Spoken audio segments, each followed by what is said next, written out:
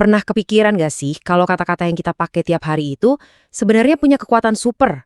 Iya, beneran. Satu kata aja bisa punya banyak banget wajah, tergantung gimana kita pakainya. Nah, hari ini kita bakal jadi detektif bahasa. Kita akan bongkar 3 rahasia besar di balik kata, denotasi, konotasi, dan kiasan. Udah siap? Yuk, kita mulai petualangannya. Oke, kita mulai dari teka-teki pertama ya. Coba bayangin kata bunga. Simple kan? Tapi gimana kalau aku bilang kata ini bisa punya paling nggak 3 arti yang beda banget? Kedengarannya aneh ya. Yaudah, yuk kita buktiin bareng-bareng. Nih, contoh pertama. Ibu membeli bunga di pasar. Gampang ya. Di kalimat ini, bunga ya artinya bunga yang kita semua tahu. Tanaman cantik yang ada di taman, yang bisa kita pegang, kita cium wanginya. Ini makna dasarnya, makna yang paling lurus, paling jujur. Tapi coba lihat yang ini. Wajahnya secantik bunga. Nah loh, tiba-tiba bunga bukan lagi tanaman. Emangnya wajahnya punya kelopak sama tangkai? Ya enggak dong. Di sini bunga itu jadi perumpamaan, jadi simbol buat kecantikan. Maknanya udah mulai geser. Keren kan? Dan buat yang ketiga, ini maknanya loncat lebih jauh lagi. Ia menjadi bunga desa. Wah, ini udah bukan soal tanaman atau perbandingan kecantikan biasa. Bunga desa itu udah jadi julukan ya kan? Jadi status buat gadis paling cantik di kampung itu. Nah, lihat kan? Satu kata, tapi bisa membuka 3 dunia makna yang beda banget. Sekarang, waktunya kita bongkar rahasia di baliknya. Oke, buat mecahin misteri bunga tadi, kita itu butuh kunci. Dan kunci pertama kita adalah denotasi. Anggap aja ini tuh makna paling dasar, paling apa adanya, paling lugas dari sebuah kata. Ini fondasinya. Jadi gampangnya gini, makna denotatif itu ya makna yang sebenarnya. Makna yang bakal kalian temuin kalau kalian buka kamus. Nggak ada tambahan perasaan, nggak ada opini-opini, pokoknya murni arti dari kata itu sendiri. Ciri-cirinya juga gampang banget diingat. Denotasi itu objektif, universal, sama literal. Maksudnya, ya maknanya itu sama buat semua orang, di mana aja, dan nggak ada yang disembunyiin. Bener-bener apa yang kamu lihat, ya itulah artinya. Coba lihat contoh ini deh. Tangan kanan Mila terkilir. Jelas banget kan? Nggak ada makna tersembunyi sama sekali. Tangan kanan di sini ya benar-benar artinya tangan yang ada di sisi kanan badannya Mila. Nah, itulah denotasi. Sesimpel itu. Oke, kunci pertama udah kita pegang. Tapi justru di sinilah keajaiban yang sebenarnya dimulai. Sekarang, kita bakal buka lapisan-lapisan rahasia yang bikin bahasa jadi penuh warna, penuh emosi. Selamat datang di dunianya konotasi dan bahasa kiasan. Nah, kalau konotasi ini tuh semacam rasa atau ide tambahan yang nempel di sebuah kata di luar arti kamusnya. Makna ini bisa beda-beda loh buat tiap orang, karena ya tergantung pengalaman dan budaya kita masing-masing.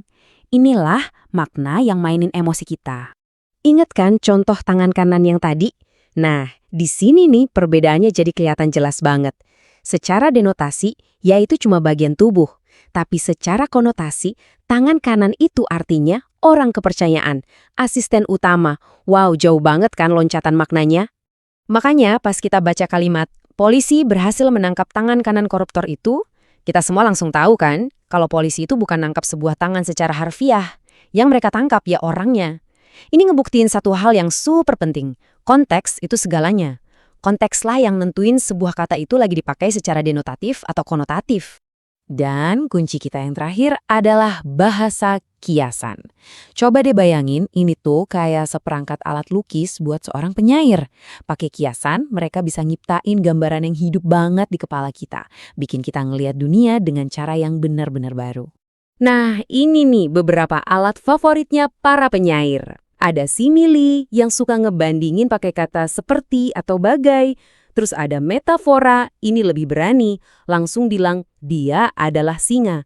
Ada juga personifikasi yang bikin benda mati jadi hidup, kayak angin berbisik. Dan hiperbola yang dramatis dan suka melebih-lebihkan. Contohnya, aku udah nungguin kamu 1000 tahun.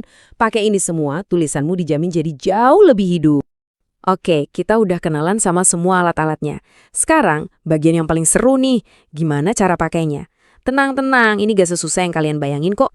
Yuk kita lihat panduan singkat buat mulai nulis puisi. Ini dia, resep rahasianya. Cuma 5 langkah simpel. Pertama, tentuin dulu tema dan judulnya. Mau cerita soal apa sih? Kedua, kumpulin kata-kata kuncinya. Ketiga, nah disinilah seninya. Pilih kata-kata dan bahasa kiasan yang paling kamu banget. Keempat, kasih sedikit sentuhan musik dengan merima. Dan yang terakhir, tinggal dirangkai deh semuanya jadi satu karya utuh. Percaya deh, semua orang bisa kok. Terus, kenapa sih kita repot-repot melakukan ini semua? Jawabannya, karena puisi itu punya kekuatan yang luar biasa.